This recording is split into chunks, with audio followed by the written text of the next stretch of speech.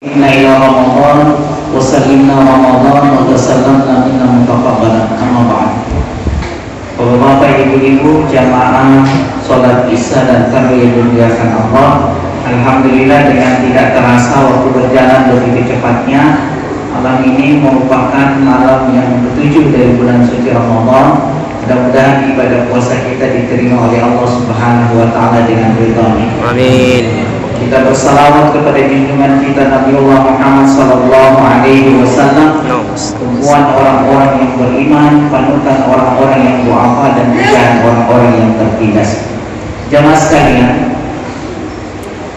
puasa itu tidak bisa kita laksanakan dengan sempurna tanpa ditopang dengan 4 S. Bukan es batu ya. Tapi ibu-ibu kalau buat bisnis di bulan Ramadan, bisnis es itu yang menggiurkan. Karena kalau bisnis es, laku es tak laku pasti cair. Itu kalau bisnis es. Jadi puasa itu tidak bisa kita laksanakan dengan sempurna tanpa ditopang dengan 4 S. S yang pertama itu adalah sholat. Orang yang puasa harus sholat, orang yang sholat harus berpuasa. Banyak sekarang ini orang yang berpuasa tapi tidak sholat. Seharusnya kalau dia puasa berarti dia harus sholat. Keliru kalau ada orang yang berpuasa baru tidak sholat. Keliru. Buya Hamka mengatakan orang yang berpuasa tapi tidak sholat itu sama halnya dengan orang pakai baju tapi tidak punya celana.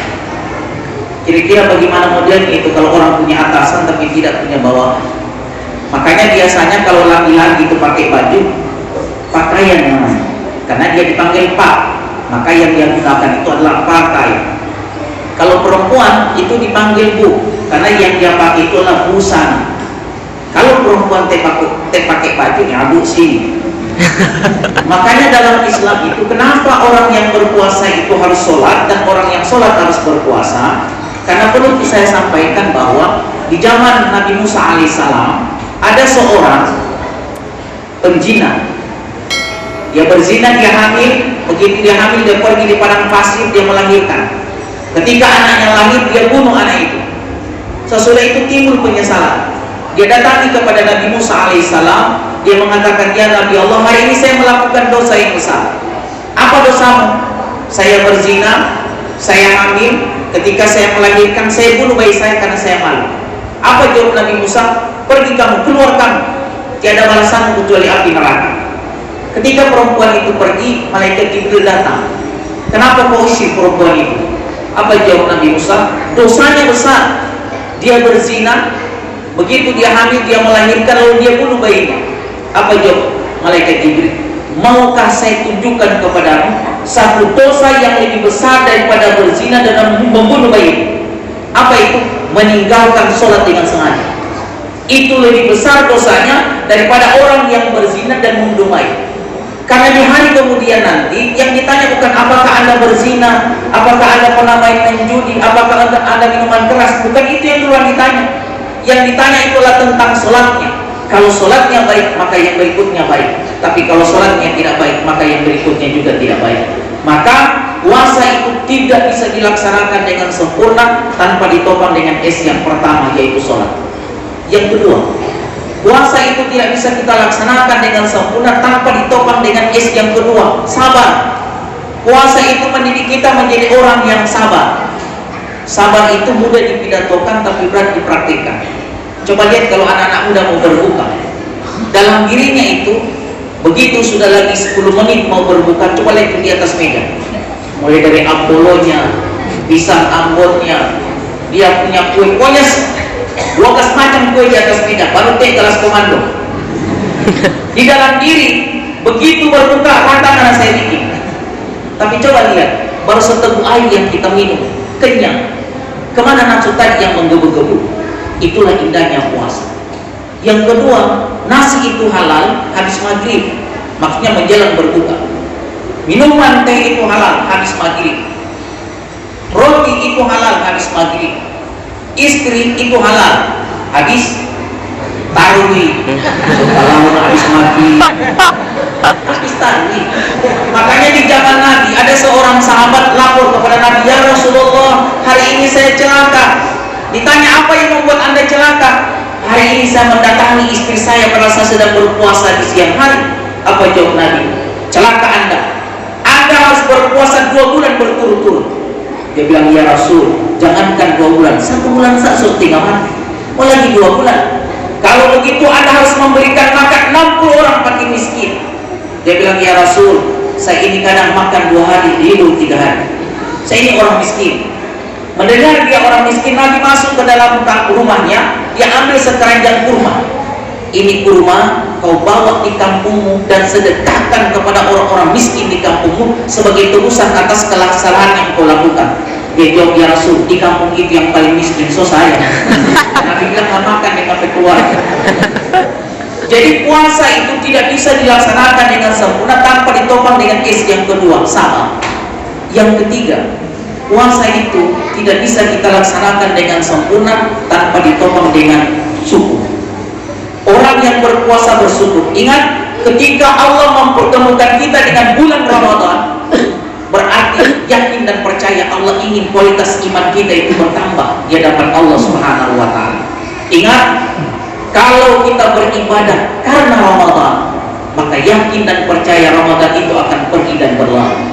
Tapi kalau kita beribadah karena Allah, maka tidak akan ada sesuatu yang berubah sekalipun Ramadan itu telah pergi. Makanya hanya orang-orang yang bodoh yang ketika datang bulan Ramadan dia tidak mau ibadah kepada Allah. Hanya orang-orang yang bodoh yang ketika datang bulan Ramadan dia tidak mau tobat kepada Allah. Hanya orang-orang yang bodoh yang ketika datang bulan Ramadan dia membiarkan pahala itu berlalu bersama waktu. Ingat, puasa itu bukan mengajak orang untuk lapar, tapi puasa itu mengajak orang untuk taat. Taat di saat kita lapar dan taat di saat kita kenyang. Yang terakhir adalah silaturahim. Puasa itu tidak bisa kita laksanakan dengan sempurna tanpa ditopang dengan silaturahim. Di zaman Nabi ada seorang perempuan, malam hari dia tahajud, pagi hari dia, siang hari dia puasa, tapi dia sering mengganggu tetangganya dengan lidahnya. Apa jawab Nabi? Hiya finnar, tempatnya itu di neraka. Jadi kalau kita mengganggu tetangga kita dengan lidahnya, menjelek-jelekan, padahal kita disuruh untuk apa? Menyambung silaturahim. Silaturahim yutilul umur. Silaturahim itu memanjangkan umur manusia.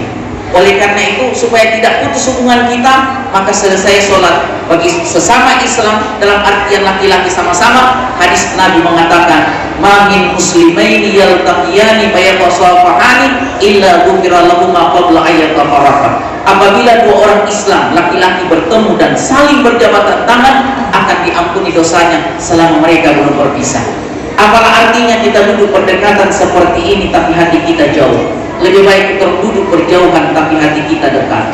Lebih baik mencintai orang yang jauh tapi merindukanmu daripada merindukan orang yang dekat tapi hatinya jauh.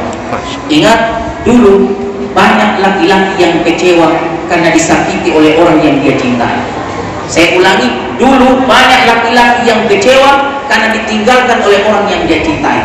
Tapi sekarang hati-hati, banyak laki-laki yang mulai kecewa karena banyak mantan yang mulai membuka hati.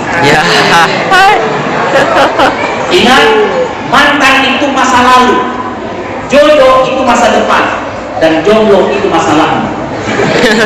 Apa surga mereka? Ingat, usia 45 tahun ke bawah jodoh di tangan Tuhan. 45 tahun ke atas Tuhan lepas tangan. Makanya cepat kawin kalau yang belum menikah.